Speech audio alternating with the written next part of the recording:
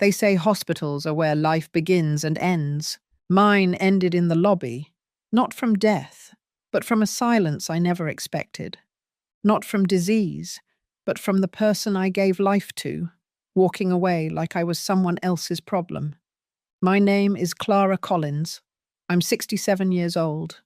I should have known something was wrong when she offered to drive me. Emily hadn't visited in weeks. I'd been coughing, sure, nothing violent, just a tickle that lingered. But that morning, I felt lightheaded enough to call her, just to hear her voice maybe, just to remind her I was still here. She answered after 5 rings. "You don't sound good," she muttered, like she was already halfway out the door. "Get dressed. I'll pick you up." She didn't ask what was wrong, didn't say she missed me, just get dressed. We didn't speak much in the car. She kept her sunglasses on, though the sky was overcast. Her phone buzzed once, twice, then 10 times in her purse. She didn't even glance down. "ER?" I asked gently. "Lobby's faster," she snapped. "They'll triage you anyway." I nodded, folded my hands in my lap. I didn't want to be a burden. I never did. I thought, maybe this is her way of caring. Not sweet, not soft, but something. At the entrance, she pulled up to the curb. "I'll park," she said, and her lips almost twitched into a smile. "You go in. I'll meet you inside." I took her at her word. I walked through those hospital doors, holding nothing but my purse, my breath tight in my chest, though not from illness. I gave my name at the desk. The nurse took one look at me, then offered me a wheelchair. "She'll be in shortly," I said. "My daughter." They nodded politely. Of course they did. They'd heard that before. 30 minutes passed, then an hour, then 3. Every time the doors slid open, my heart jumped. Every time it sank a little lower. I called her phone, once, twice. By the 3rd attempt, I heard the cold finality. "This number is no longer in service." I didn't cry. My face didn't move. I just stared at the phone screen, as if the words might change if I blinked long enough. I asked a nurse if there had been an accident in the parking lot. She looked confused, then sympathetic. "She dropped you off?" she asked carefully. I nodded. The nurse glanced toward the waiting room, lowered her voice.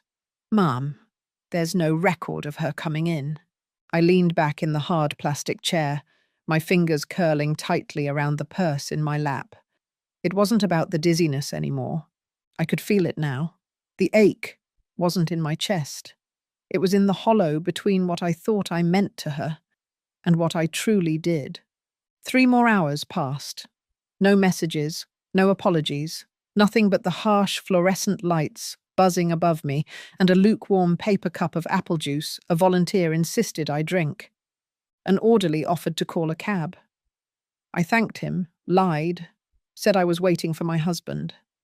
My husband's been dead for 17 years. He smiled kindly and said he'd check on me later. When I finally stood to leave, the sun had gone down. I walked out of that hospital on legs that didn't feel mine. But I wasn't dizzy anymore. I was wide awake. She didn't leave me because I was sick. She left me because I still believed she wouldn't. It's strange how your body can forget pain, but your heart, never. I sat on the edge of my bed that night, still in the clothes I wore to the hospital. I didn't even take my shoes off. Just stared at the phone on my nightstand, as if it might suddenly ring and say it was all a joke, a mistake, a miscommunication. But silence has a way of making things real. That was the night I opened the old metal box under my bed, the one with the documents, the photographs, and the cards Emily used to make for me when she was little. Crayon-coloured hearts. "World's best mummy. I love you more than all the stars." One had glitter still stuck to it. It nearly broke me, but memories aren't always soft. I remember skipping dates just to attend her PTA meetings. Not once, but always. Her school projects became mine. Her tuition drained every cent I had. I borrowed money. I picked up substitute jobs. I went without. She never knew how much I bled to keep her shielded from life's cold edges. I didn't tell her when I was offered a chance to remarry. Twice. One man was kind, the other was wealthy. I said no to both. Emily needed me, and at the time, I believed I needed nothing more than her love. But something changed the day she met Marcus. He had charm, yes, slick charm, like oil over glass. He was respectful to my face, but beneath the surface, I felt it. He saw me as inconvenient, a relic attached to the woman he wanted to reshape. "You've done so much for her," he said once with a smile. "But now it's our turn to take care of you. Let us do that." He never looked me in the eyes when he said it. It sounded like kindness, but I've read between lines all my life. That wasn't love. That was strategy. After their wedding, things shifted. Calls came less. Visits became rarer. When I offered to help decorate their first home, Emily told me they'd already hired a designer.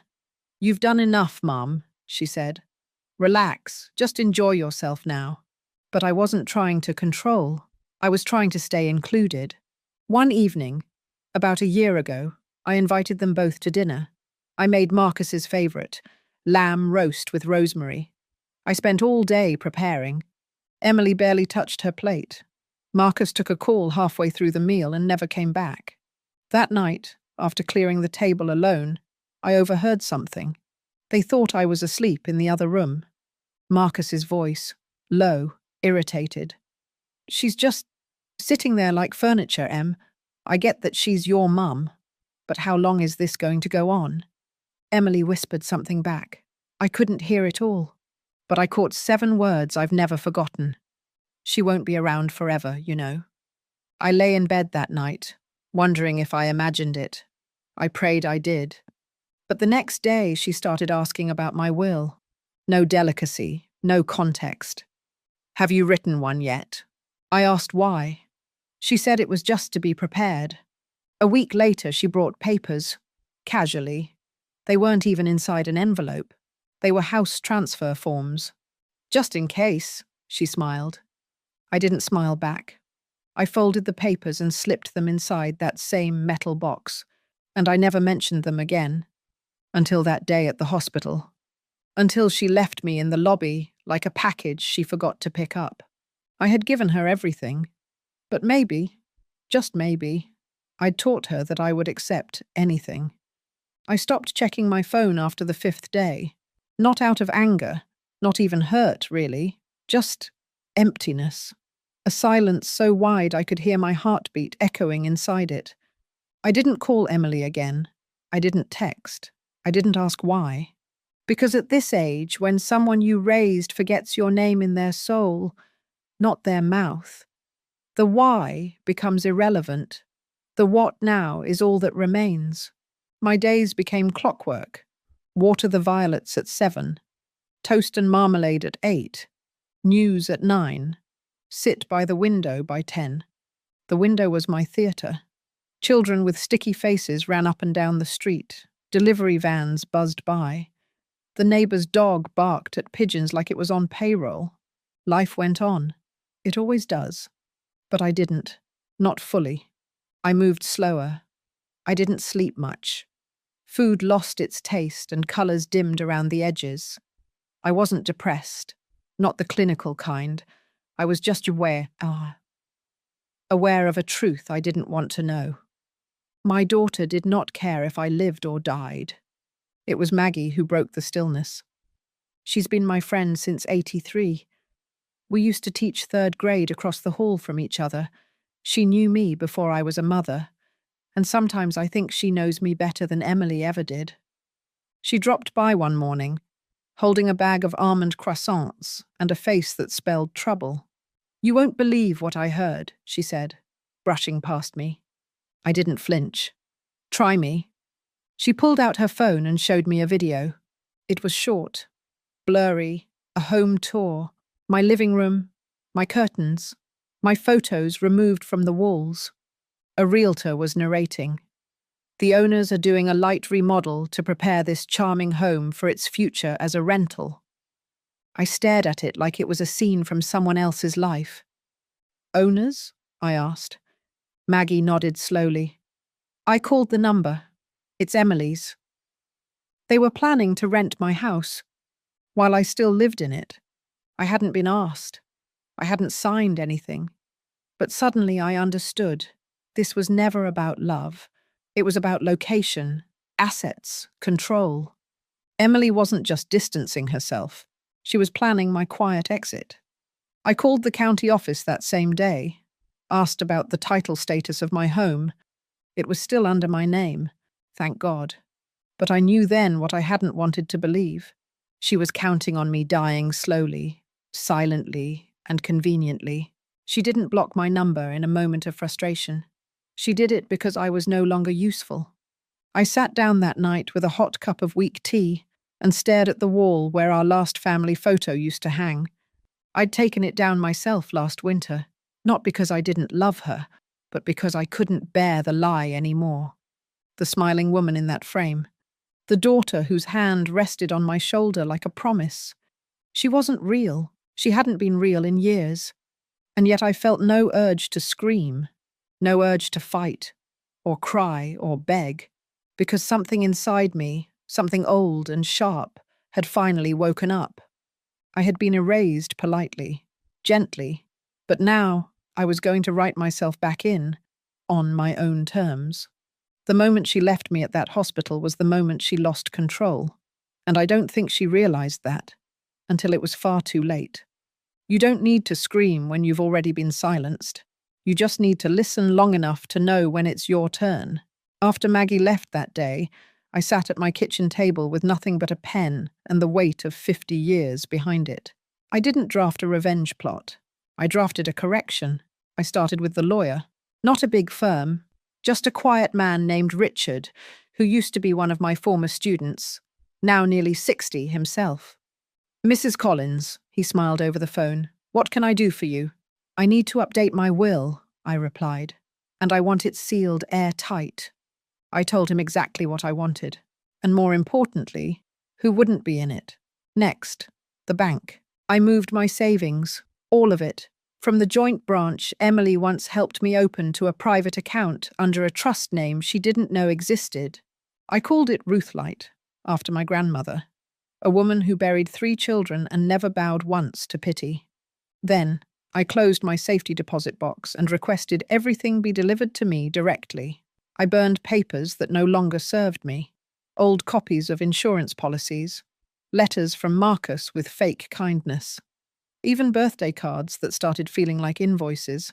But the most important part, I made one final call, to someone Emily had forgotten existed, my late husband's brother, Daniel.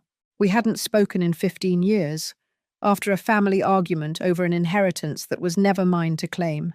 But time dulls ego, and bitterness ages poorly. I dialed. He picked up after 2 rings. His voice, gruff but familiar, carried more warmth than I'd expected. Clara, he said, surprised. You're still breathing? I am, I replied. Barely. A pause. Then he said the words no one else had. What happened? We met for tea 2 days later. Same cafe where Emily once had her 6th birthday party. She cried that day because her cake didn't have enough frosting. I told Daniel everything, slowly, truthfully. He didn't interrupt once. By the time I was done, he looked at me like a man witnessing a slow-motion tragedy. You gave her your life, he whispered, and she handed it back in pieces. No, I said quietly. She didn't hand anything back. She just dropped it and walked away. Then I handed him a folder. Inside, my revised will, the deed, the new trust, a letter of explanation. And at the bottom, an envelope with a name scribbled across the front. Leah Hargrove. Daniel's brow lifted. Who's this? I smiled for the first time in days. A girl I took in, briefly, years ago. She stayed with us one summer while her foster family was away. She was 12, called me Mama C. I never forgot her. I'd tracked her down a month earlier, after Emily had started growing colder. Just a feeling in my gut that I might need to remember who I used to be before I became a mother to someone who discarded me. She was now 29, a single mother, working part-time. But when I called her, her voice cracked with joy. "You remember me?" she asked. "You kept my drawings?" I had, all 6 of them, still in a drawer in my sewing room. We met for coffee last week. I watched her play with her son, a bright, joyful boy named Eli, and I felt something stir that I hadn't felt in a long, long time, hope. So I named her the executor of my estate, quietly, without ceremony. She didn't know it yet. But soon, she would. Emily left me at a hospital and thought I'd quietly fade. But instead, I started writing the final chapter of my story. And this time, she wouldn't be in the dedication. She came back, after 92 days, after I'd sold the house, after the silence had matured into clarity. She rang the doorbell like nothing had happened, like we'd merely had a silly disagreement over curtains. I opened the door in my Sunday robe, tea in hand. I didn't flinch. I didn't lean forward or smile. She hesitated, almost surprised to see me upright. "Hi, Mum," she said softly. Her voice carried that same slippery tone she used when she wanted to reset the mood without acknowledging the damage. I nodded. She cleared her throat. "Can I come in?" I stepped aside. I wasn't being generous. I was being polite. The difference mattered now. She walked in like she still lived there. Her eyes scanned the living room. The couch was gone, replaced with a single reading chair. Her framed photo, the one from her graduation, no longer on the wall. My sewing machine had returned to its old spot, like it had been waiting for years. "You redecorated," she said, trying to sound amused. "No," I replied quietly.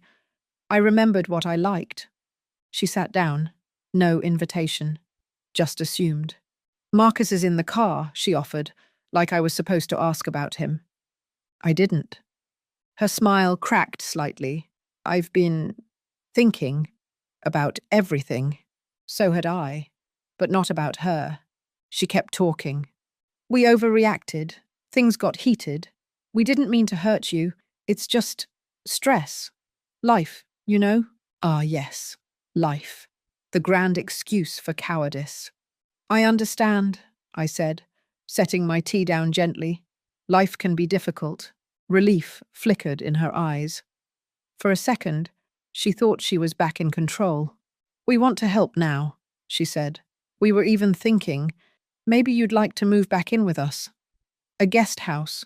Quiet. Peaceful. We'd cover everything. Everything. As long as I gave up this.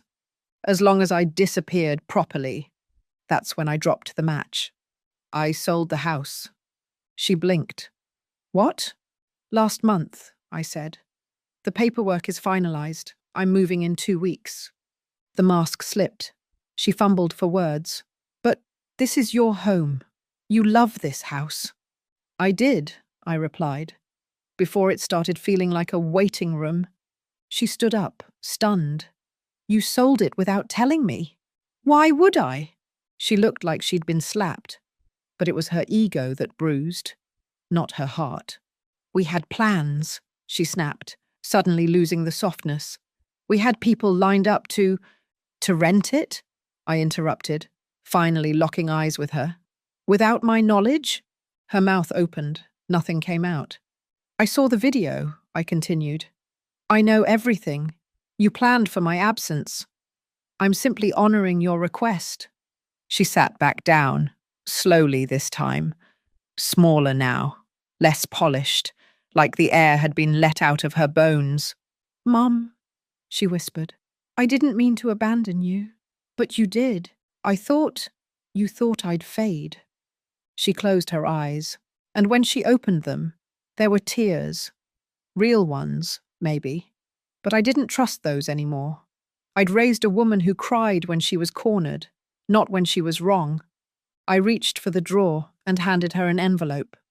"What's this?" she asked. "A letter," I said.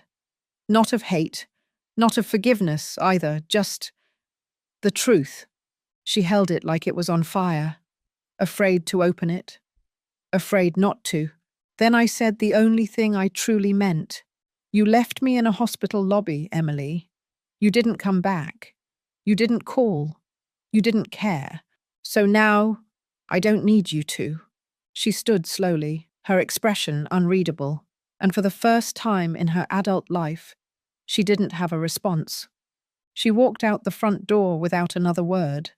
Marcus never got out of the car. She thought she could return to the mother she left behind, but that mother no longer lived here. She never called again.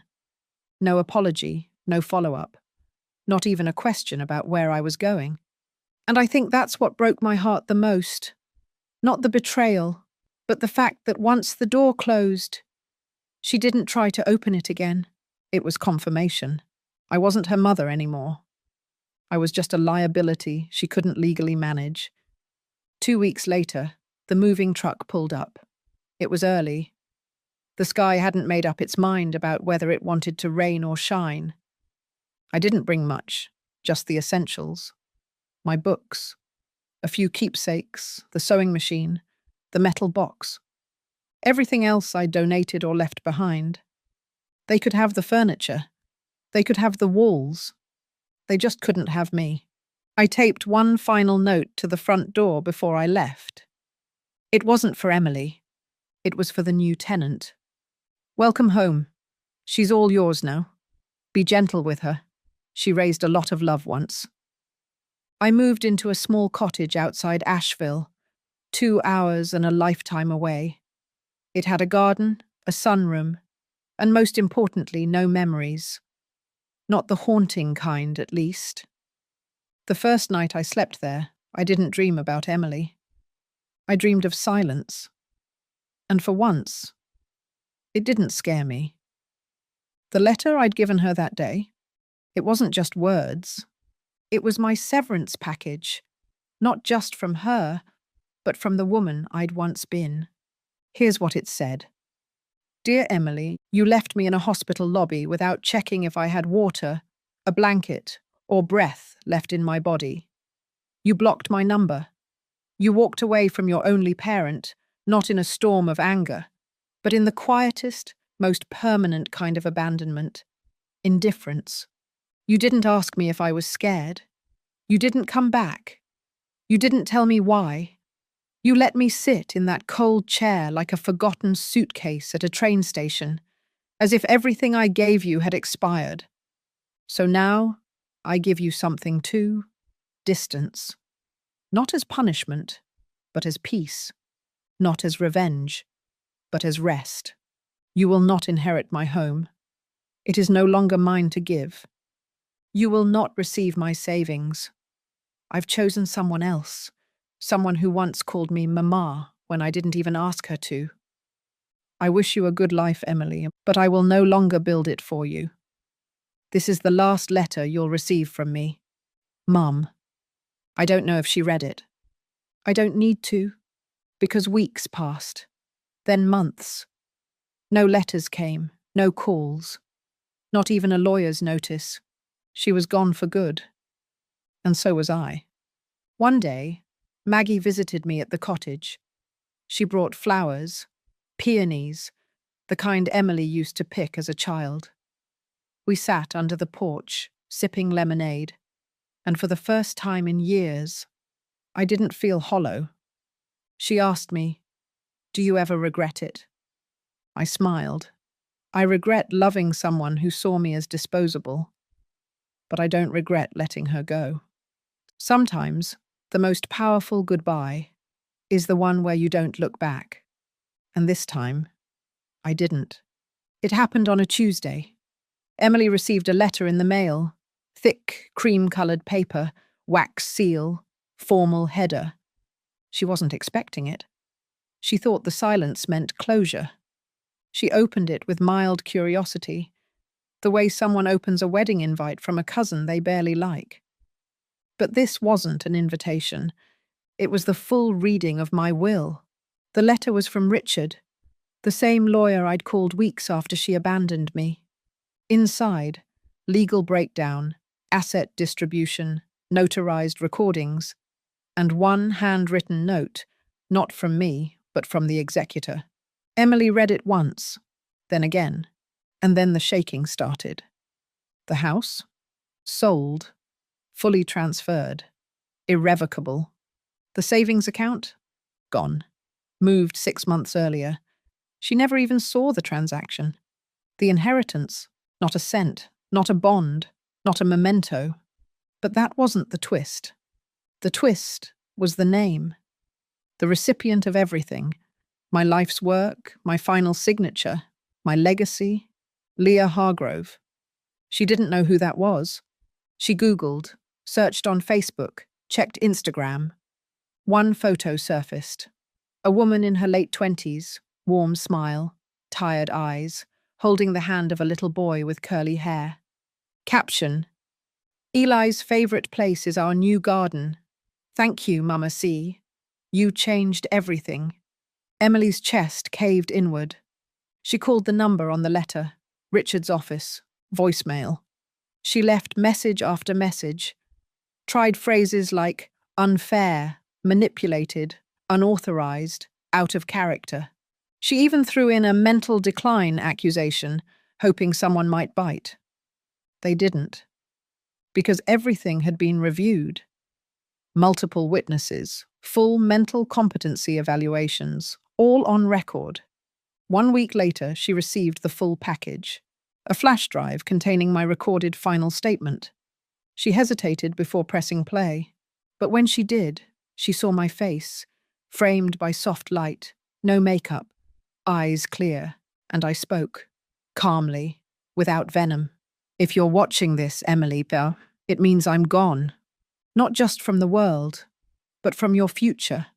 You left me once, and I left you back. You planned your life around my death, so I planned my legacy around your absence.